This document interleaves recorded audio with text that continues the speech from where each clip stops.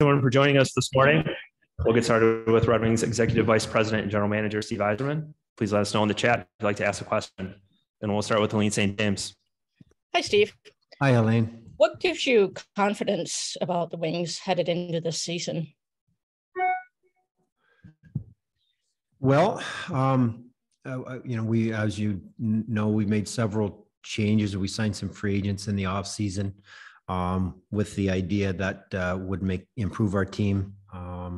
We're hopeful that all our young players continue to take a step forward, and again, with all the hope of becoming a better hockey team. I believe we'll be a better hockey team this year. I expect us to be.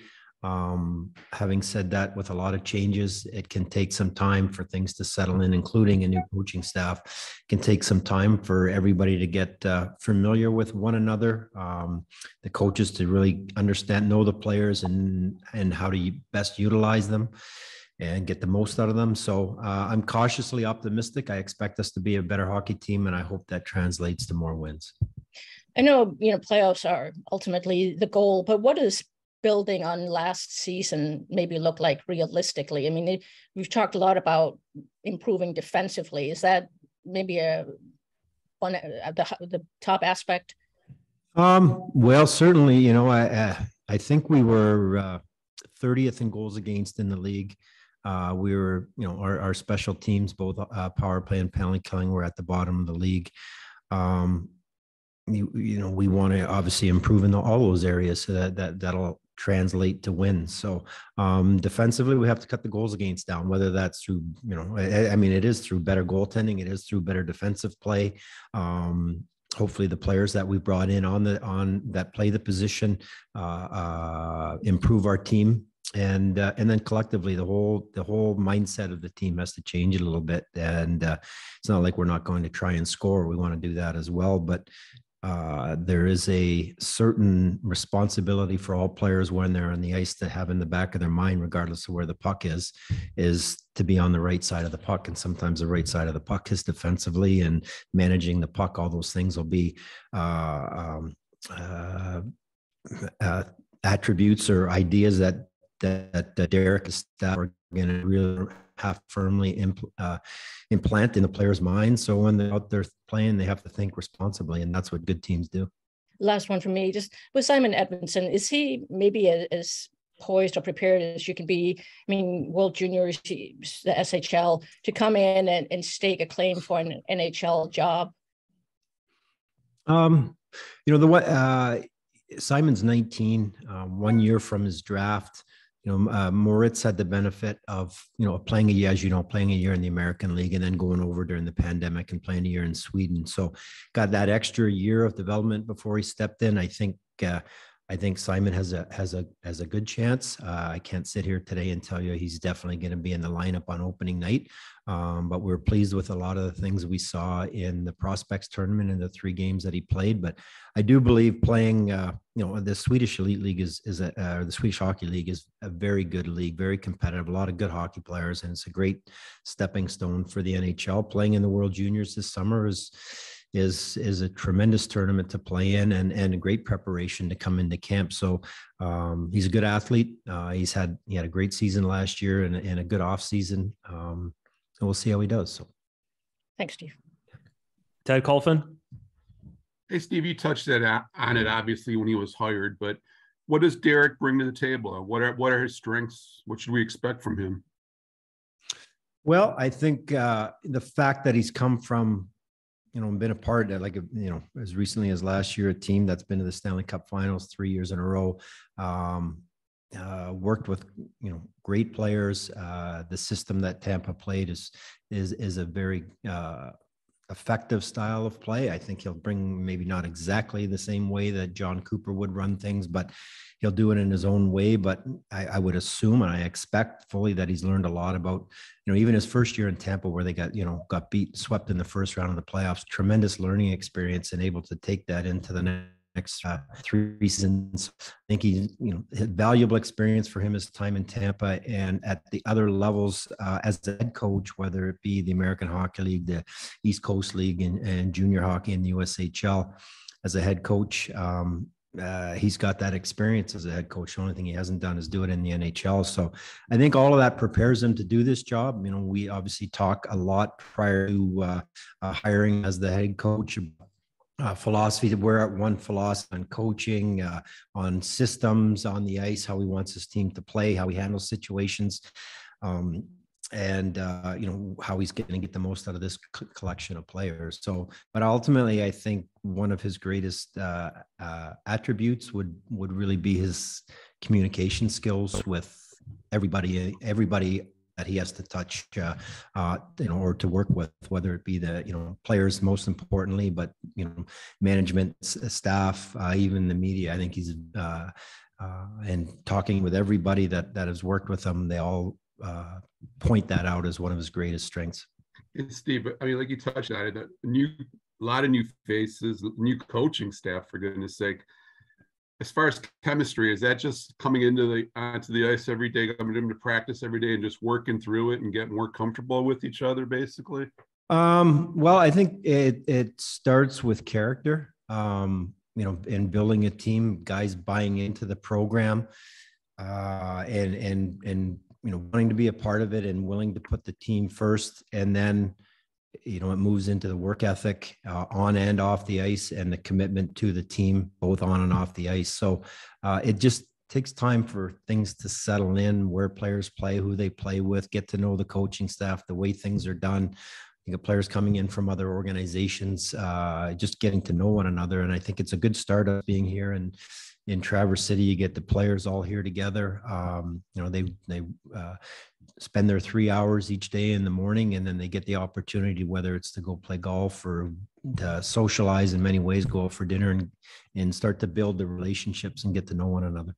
Hey, last one, and you know, obviously everybody's talking about it, just your relationship with Scott Harris. I mean, how long have you known him, and what do you you know? Yeah, no, yeah, well, yeah, I to be honest, I can't tell you. I know of him very well, and following, you know, his time with the Cubs. I actually got a chance. Chelly took me to a game in Chicago, and he knew the Cubs very well. I can't remember; it was a few years ago now, but got a chance to sit with Scott and the management team of the Cubs. That was my initial meeting with them during a game, and picked their brain. They were very gracious and polite to me, and bothering them in the middle of a game. So that was my first meeting. And then we got a chance to meet last week while Scott was in town, and talk a little bit about Detroit, about the different companies, about the Red Wings, about philosophies on building a team, pick his brain a little bit. So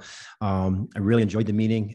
Look forward to in the future picking his brain more. As a wealth of experience and knowledge. For me, he's significantly younger than I am, but a tremendous resume, and a very tremendous education and background, not only scholastically, but in the business of baseball and business of pro sports. So I really look forward to exchanging ideas, from learning and observing and watching Scott lead the Tigers forward.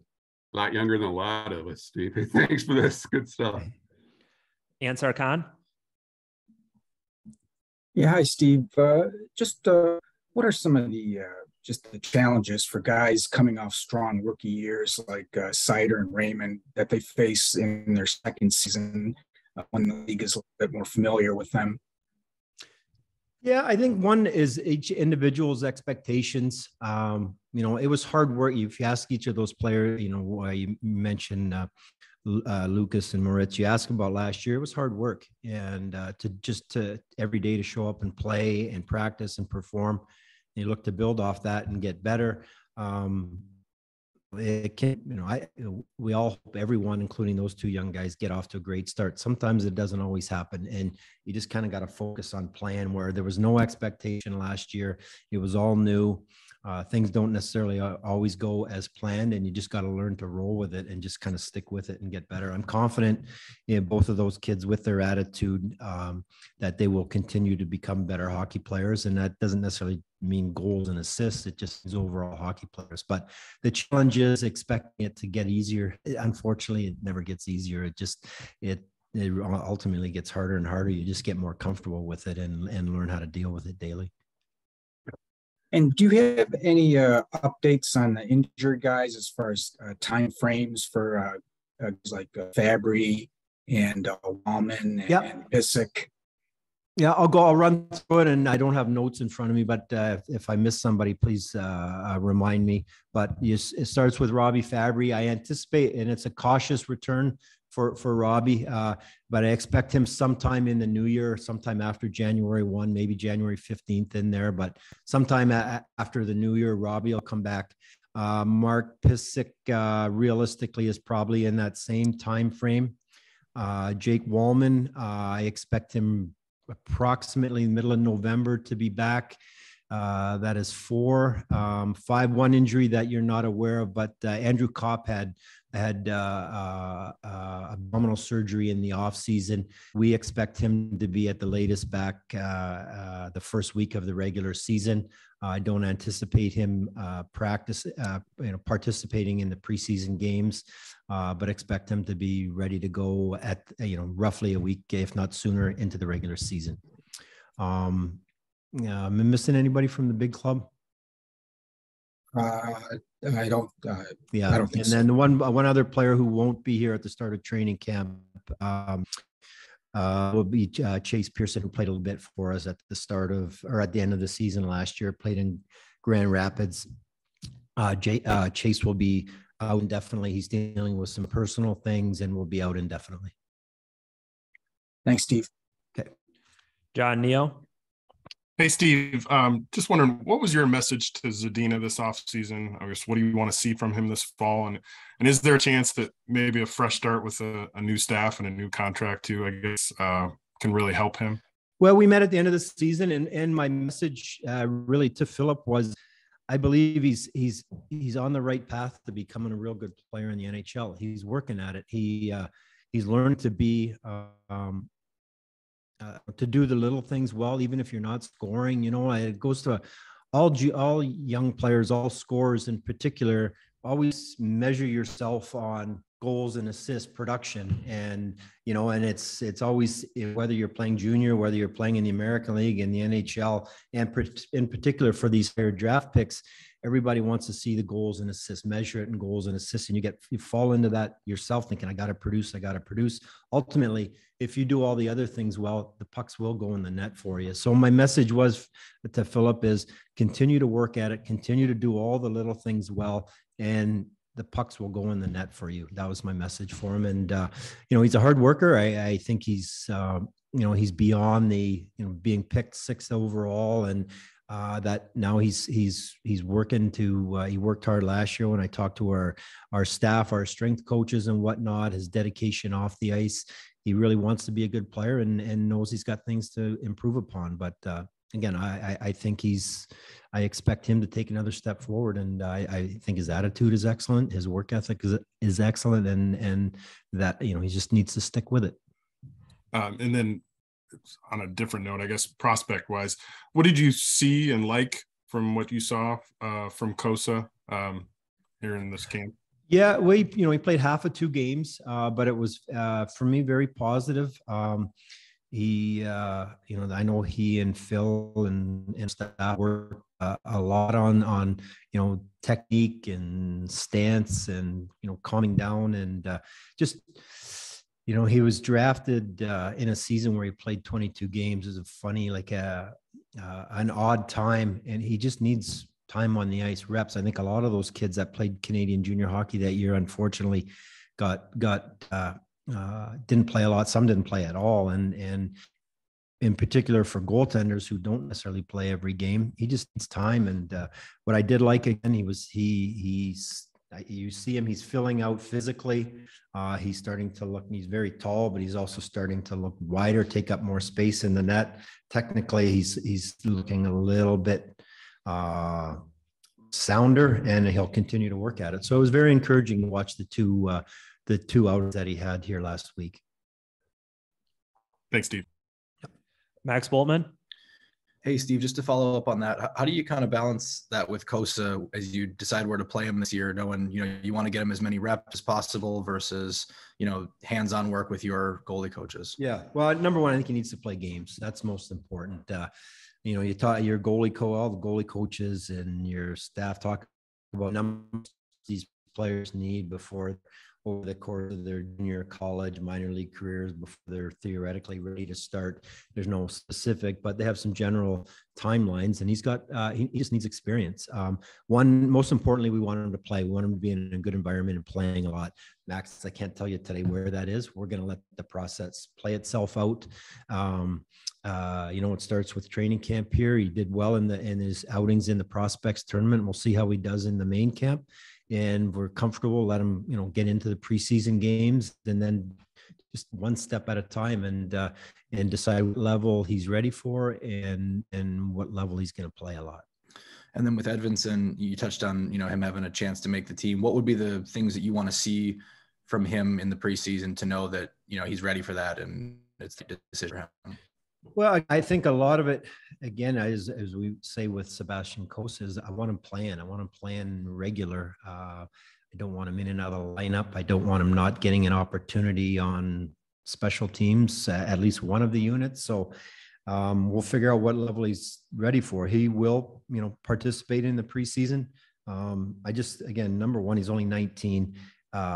Most importantly, that they play. We watch the benefits of all of our young guys, whether they're in Europe, the American League, or junior and college, playing a lot in all different situations, developing as players in games. I believe that's the way to go, and we'll kind of let his play dictate, number one, in the preseason, how much he plays, and then we'll make a decision at some point. There's no real fast date as we outside, but most importantly, Max, I want him playing a significant role, like a sixth defenseman. I want him to be obviously in the top six, playing games, and then I'd like to see him, participating in special teams in some form. And if that's not the case, then we'll decide where to go from there.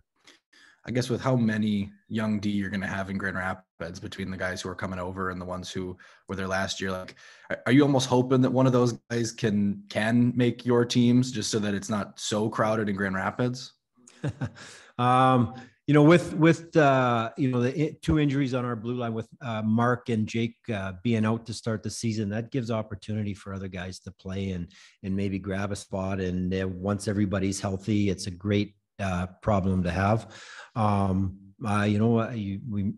asked me about a couple of guys that played last week. You look on the D, two new guys that come over from Europe as well, and Albert Johansson and Emil Viro performed very well last week as well. And Seth Barton was here, who played in GR. We got a lot of D, a lot of young guys. And again, if they're ready to play and they're ultimately, better than, say, some of the veterans, then we might have to make a decision. But we'll kind of let that play itself out. But I'm encouraged that we have some young guys that are going to push not only in GR, but push in Detroit. And like I say, with those couple of injuries, it's to start the season, it gives some guys a great chance, to grab a spot. And then last thing for me, you talked about kind of getting to know Scott Harris. Chris Illich said you were kind of involved in that search. Like, what was that experience like for you to be part of a search in a different sport? Yeah. What Chris did was he had his candidates meet some of the other business leaders, people within the other organizations under Illich Holdings, to get a feel for who we all are, the kind of the culture within the companies, the way we do things. And I really enjoyed it. We sat down and I got a chance to talk with him. Honestly, I could have spent all day, on so many different topics, picking his brain. So I really enjoyed meeting the candidates. I think they appreciate that, getting to know the people within not just the Red Wings, but within all the different companies and how we go about things. So it was really enjoyable for me to get to spend some time with these gentlemen. Thank you. Tom Galletti. Hi, Steve. Thanks for doing this. You mentioned earlier being cautiously optimistic. With the moves you made, though, do you feel like the expectations have been raised? Obviously, you've been going through a rebuild here. Do you feel like the players have grasped that here there's more, that this isn't just this is next in what you're trying to do? I think, in talking with some of the players off and on throughout the offseason, I think they have some excitement and new faces coming in. Some of the younger players that are coming over, maybe one or two of them move into the lineup and make us a better team. So I think there's some optimism within the ranks of our players. What they do, it's important they recognize there's some competition, not only jobs, but ice time. And I believe that competition is really healthy, and it's going to push guys to perform. And I do believe good athletes, mentally strong guys really enjoy that challenge. I think they recognize that. They have to, some of the players that have to recognize, hey, I gotta perform here. I might lose my spot on this line. I might lose my spot in the lineup. And that, as Max pointed, that goes to Grand Rapids as well. Like, we've got some depth depth at a lot of positions now. Hopefully that translates to us being a better team as well. But I think it's an eye opener for the players that, hey, I've really got to produce or perform, not produce, but perform to get my ice time. You were obviously a captain. What have you seen in Dylan Larkin's growth into that role in the 2 seasons he's been captain? Yeah, I think he's getting, he's feeling his way along when, how to deal with whether it's an on ice situation, off ice situation, whatever it may be, get a little bit more comfortable over time where, when to just let things go, when to address things. I lean on Dylan a lot. I think Derek's going to lean on a lot just for, get a sense of different situations, both again on and off the ice, from these players' perspective. I think he's just getting more and more comfortable with the role, and the one thing I've always encouraged him to do is just make sure, be yourself. Don't try to be Nick or Henrik or any of us in the past. Just be yourself. He works hard. He's got a tremendous work ethic.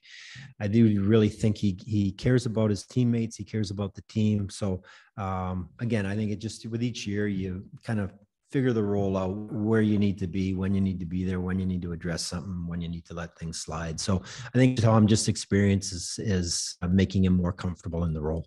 And last thing from me, how eager are you to see what Jacob Verana can do in a full season? Obviously, some good stuff after the trade, and then last year with the injury. What can he put together in a full season? Well, he certainly has shown his time with the Red Wings that he can score. He put the puck on a stick. He has that mentality to get it on and off his stick really quickly. He knows where to go to get open. I think he did score goals when he came back at the end of the year. I'd like him to be more impactful in other areas of the game. Like, he's very good. I'm not sure what Derek has planned as far as power play units and where these guys will play, but he's very effective on that as well. He, like all of our players, if we're going to win hockey games, we want these guys all to really, be conscientious defensively. He's a goal-scoring winger, and we expect him to do that. But like all of our guys, we're going to insist that they have some defensive awareness as well. Bob Duff. Do you feel, I guess, better about where you're at as an organization now? I mean, you draft guys, you have hope, but now you're starting to see them in action and making the move over here. Does it give you confidence that things are trending in the right direction?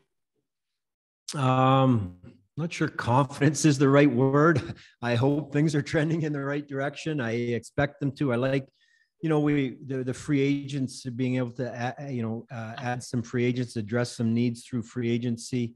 I think that, it makes us a deeper team. I think that makes us a better team. But as you see, some of the young players that are drafted even prior to me coming, it takes time. You look at Michael Rasmussen last year, his growth into becoming what I consider an NHL regular last year, that by the end of the season was having a very positive impact. That is that 4 or 5 year, 4 years post his draft. It just takes time, as we, keep saying over and over. and gradually we're starting to see some of the younger guys move into the lineup, have an impact on the lineup. I think we're seeing some progress. I think it's, I believe in the way we're doing it, and I think we're going to improve. I'm hopeful that we are a better team this year. And I say that very cautiously because, we all make these moves with the idea to be better. Sometimes it's just not a linear path. But I expect us to be better. And I'm optimistic, and I'm, encouraged to see younger players moving into the lineup and playing a bigger role. We saw it last year. I'm hoping to see one or two more in this year and continue on with that. With Edvinsson, you mentioned the fact that Seider got to play here in the AHL. He had experience on the North American ice that Simon doesn't have. Do you think that's more vital for a defenseman because, their job is so difficult? Yeah, probably. I think, just what I found playing on the bigger ice surface, and you see it like for the D-men, things happen a lot quicker. Guys are on top of you. You don't have as much room in the corners to maybe, deke and dive a little bit. That you run out of room very quickly. So it's there is an adjustment for. I think it's just a harder position to play in general. Forwards, your mistakes. There's a lot of guys that got your D cover up for you, your line mates cover up for you, and the goalie covers up for you. For the D, they got the goalie to cover up for them. If he doesn't do it, you're in trouble. So what I'm encouraged by, like, he has played a lot. These kids play so much international hockey. We talked about the World Juniors this summer. He's played a lot on the North American ice surface, so it's not completely foreign to him. What I do think, particularly with the puck, on the smaller, the D-men need to learn then to move it quicker. Less is more. We always refer to Nick Lidstrom. He got it. He moved it, kept the game very simple. He never really put himself in bad spots. So Simon looks like, in watching him last week, he looked pretty comfortable on the ice. He gets it. He moves it. But you do it against NHL players that's really the highest level and the most speed. But he will adjust. Again, I think his play on North American rinks throughout his junior career gives him a good idea on what to do. And lastly, the word leaking out yesterday, it appears Canada is going to eliminate the COVID vaccination requirement to come to the country. So that would mean, I don't know if Tyler's had a change of heart. We haven't talked to him since last year, but assuming he still hasn't had it, that means he can actually be able to play those 10 games in Canada. What would that mean to have a guy like that? Yeah. Well, I read that yesterday. I don't know if it's September 30th they're talking about. So hopefully that is true. That looks like it opens the door to get back to normal for him to have the ability to play in Canada, which will help us. We missed 10 games, at some point, not only with the three teams in our division and then the Western teams playing in Canada. We get, one of our guys been on our first power play unit. He's been on our top set, one of our first two lines every year, and that will continue. To lose him for those games is tough. And if by chance we win more games, we're more competitive this year. Those points are more and more important to us eventually to push for a playoff spot, whether it's this year or next year or whatnot. And then the likelihood of us playing a team in our division in Canada when we become a playoff team is pretty high. So we expect, we're a better team with Tyler Bertuzzi in the lineup. So if that is in fact the truth, that's that's good news for us and good news for Tyler. Thanks. Yeah. Larry Lage. Hi, Steve. How are you? Good, Larry. How are you? I'm good. With Seider and Raymond, how much does it give you hope that potentially they are, top end all-star players that, all franchises need to win significant games? So, what's your question, Larry? Sorry. So basically, my thought is the Red Wings have struggled because they haven't a top end all-star players, and I'm not suggesting Raymond and Seider are that this year, all-stars, but they potentially track to me as being what this franchise is missing. But what is your opinion about that? Well, you certainly, good teams have good players. You look at Colorado win the Stanley Cup last year, some of the players they have on that team obviously this goes without saying. You need top players to win in the league. Where you mentioned those two young guys, they're good young players. They would both, they'd be the first to say, hey, I've got work to do. We need to get better. I think they have tremendous potential. I think both really good young men, and I think they're both really driven. So I expect them to continue to get better. And again, ultimately, we need good players. And, we talk a lot about the lottery, not having the success, moving up at least in the lottery. But we've been very, very fortunate and lucky to have these kids come in and have a real positive impact. And again, I mentioned Michael. We got Joe Valeno coming, Philip Zadina. I still have expectations for him to improve as a player, and we're going to continue, hopefully, to add the young players through the draft. And but you look at the top teams in the league; they got elite players, and there's different ways to win a Stanley Cup. You don't necessarily have to have that uber superstar or whatnot. We watched St. Louis with a tremendous, really well balanced team win the Stanley Cup a couple of years ago. So there's lots of different ways to do it, but ultimately, you need a large group of good players to compete at that. Art Regner. Hi, Steve. Art, how are you? I'm doing well, thank you. A couple of follow-up questions. We've heard this thing about Edvinsson that he's a year behind Mo as far as development goes. Mo had an extra year. Yet when I look at Simon's stats for Frölunda last year, they're very comparable to what Mo did in the SHL. So when we're talking about a year behind, are you referring more to perhaps physical development more than mental? Because, he seems to be kind of, everything that's come his way, he's handled very, very well. Hopefully that makes sense. I do agree with you. Yeah, he's handled things very well. I guess I look at it, Mo's a year older, obviously. He had a year in the American League, a year in the Swedish League. Simon's just, coming 1 year post-draft. We're going to see. I'm trying to temper the expectation for him a little bit. I really, when Moritz came over, I was worried about him playing in the American League as an 18-year-old. I wasn't sure how he would do. Honestly, I didn't even know if he would be able to handle it. American League's tough. It's a physical league. The schedule is a grind, and he did really well. Simon has a lot of excellent attributes physically. He did play well, and that Swedish league, as I stated earlier, is a very competitive, very good league. He played on a good team in a very good program on a good decor, and he benefited a lot from that. Is it possible for him to step in and play in the NHL and be an impactful player? Yes, it is. But let's just wait and see. I wouldn't have predicted. Last year, even for Mo, I wasn't sure how he was going to do. And honestly, he exceeded what my initial expectations were for him. And we'll just see how Simon does here. And if he's ready, great. If he's not, that's okay. I think he's going to be a real good player in the league. And it's just, is it this year or is it Christmas? Is it next year? We'll see. Kosa at 19, he does not lack confidence. He has stated several times, even during the prospects week here, that he wants his first year of pro hockey to be like right now.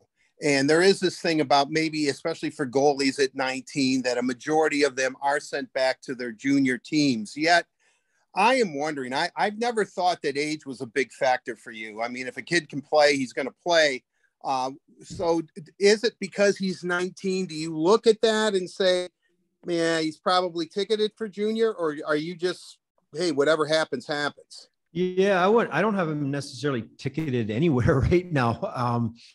Let's see. Our options are the Detroit Red Wings, the Grand Rapids Griffins, and Toledo, or we could send him back to play junior as an overage for a year. Those are the options. And ultimately, I want him playing regularly, and I want him playing at a level that he is challenged but can be successful. I think that is most important at this stage of the game.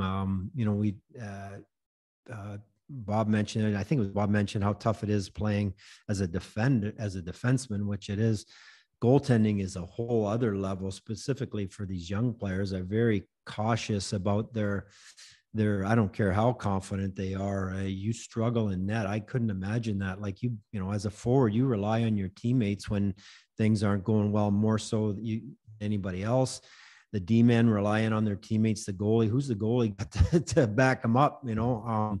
So I'm very cautious with that. And I just want him playing and whatever level he is getting an ice time and is challenged and doing well. And that's where I want him to play. And one final quick question, Steve. Jonathan Berggren, whom we haven't really mentioned, just set the most points by any rookie in Grand Rapids history. He seemed to really take, especially the second half, to the AHL. What are your expectation levels for him? Is he certainly a possible candidate to make this roster on opening night? You know what? I think Jonathan had an outstanding year last year. Really, he was pushed. He was challenged by Sean Horkoff, Dan Cleary, who oversee the player development, to really work on things. Ben Simon and the coaching staff. He did a really good job. He adjusted well. I saw him here in Detroit last week. He's in excellent shape. He really had a very good year. I'm glad you bring him up because he quietly went about his business and really did well. And he's transitioning his game to maybe being a little bit more successful or productive on the North American ice surface in a different league. So I'm very interested and encouraged to see him here in the preseason. And he's an interesting one. He's worked really hard and very happy with his attitude and determination. And, we'll see how he does here in the preseason, but it's one for all of us to follow closely. Thank you, Steve. Really appreciate it. Take care. Yep. Kevin Allen. Hi, Steve. Thanks for doing this. You mentioned Rasmussen earlier, and last year, as you mentioned, he seemed to embrace the role he was given and improved it, and seemed to be a force at the end. But a new coach is coming in, and I wonder, is there an opportunity for him to expand his role? I mean, now that he's shown that he can certainly do that, the role he was given, but is there more of an opportunity for him to move up? Well, there definitely is. Ultimately, the coaches are going to play who's performing the best, who helps them win the most games. I think Michael took a significant step last year. I've been here for 3 years, and I've gotten to know him, and I've watched him mature as a young man on the ice, off the ice. His work ethic, it's been really positive for us. And I think Michael feels really good about it. He's worked really hard to get where he's at. And I think he's really determined to continue improving as a hockey player. So, he's a big guy. His skating is good. He's good at down low. Again, like all our guys, we're going to try to continue to harp on them becoming good two-way players. And that's going to go for everyone, Michael included. But there's definitely room for him, for all guys to move forward and move up. And you can never have too many good players. And I think we're far from having too many good players, but these kids all seem to be really motivated and really driven. And Michael in particular, his confidence is growing as he puts the work in and the changes in his game and in his performance. And I think that's just motivating him even more to continue to push and get better. As I was watching the prospect tournament, I was kind of struck by, we're at the stage in the rebuild where you had a fair, a good number of your prospects were here for that. And I wondered kind of what your assessment was of, considering that you had guys coming over from Europe and Soderblom and Vero and Johansson and everything. Is the progress overall, just in general, of your prospects about where you thought it would be? Are you a little bit ahead? But what's your assessment generally of where your prospects are? Again, I think we have some prospects, Kevin. Some of them aren't here, whether it's Casper in Sweden or Carter Mazer at college, several of our guys at college. So we have a group that we're starting to put, amass a pool of prospects that are going to eventually work their way into the lineup. Not all of them will make it, but it was encouraging to see some of those kids here and perform well and getting closer to becoming NHLers. So we just kind of, again, stick with the process. My intention at this time to hold on, draft picks and continue to draft well, or try to draft well, excuse me, and just be patient with these young guys and let them work their way into becoming NHLers.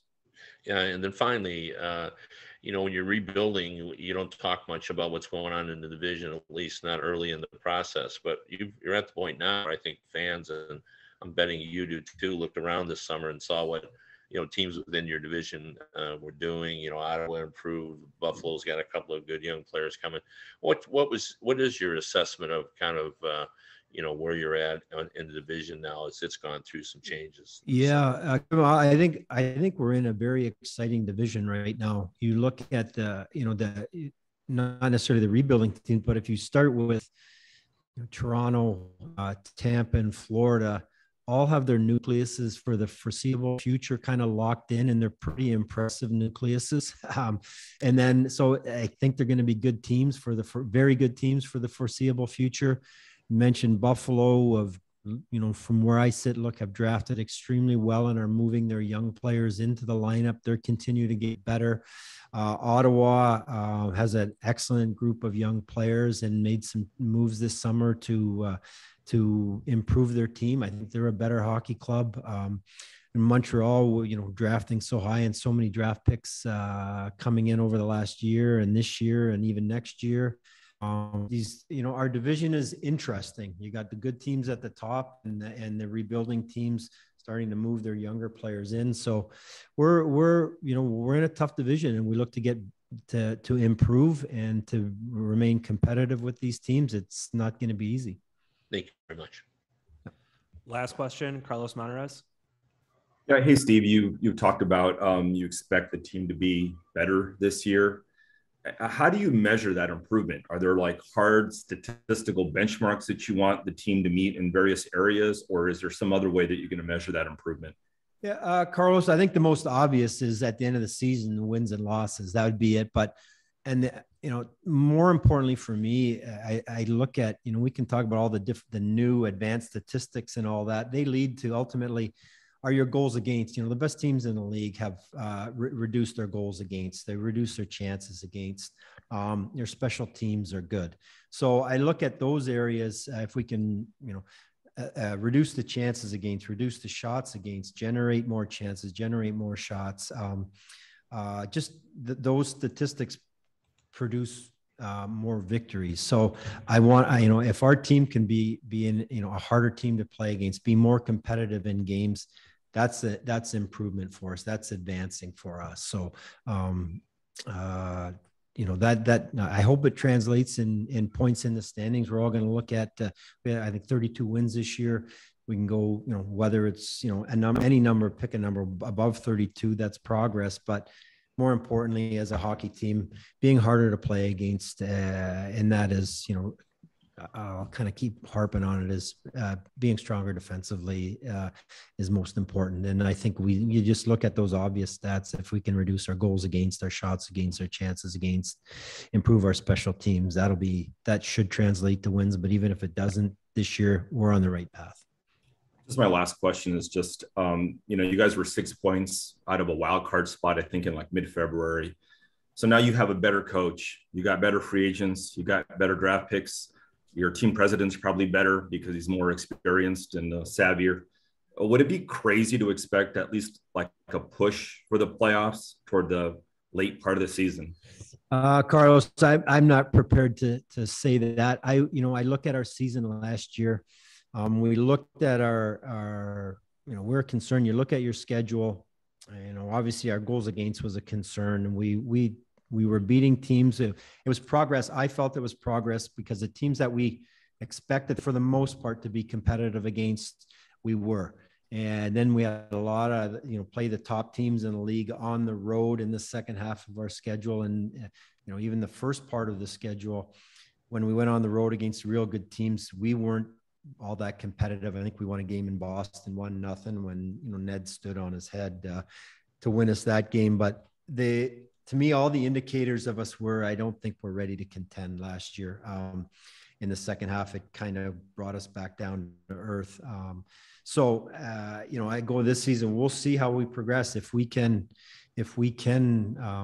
be more competitive on the road, match up a little bit better against the top teams when we go into their building. If we can win on back-to-back nights, that would give me some optimism that hey, maybe we can push for it. But for me to talk about the playoffs now, it's so far off. And, you know, I just, as we're talking about our division, if you kind of today, not knowing what's going to happen, but today you'd say, you know, probably Toronto, Tampa, and Florida, there's the three teams in our division we expect to make the playoffs, and pick whichever three in the Metro. Then the rest of us are competing for 2 wildcard spots, and it's a real challenge. So I'm hoping we're there, but time will tell, and I'll be able to, you know, give you a better answer. I don't know, pick a point in the season. Maybe we can revisit it. Opening night. Yeah. Thanks, Steve. Okay. Thanks, Carlos. All right. Those are all the questions we had today. Thanks everyone for joining us. Thank you. Thanks, everybody. Appreciate it. Thanks, Steve.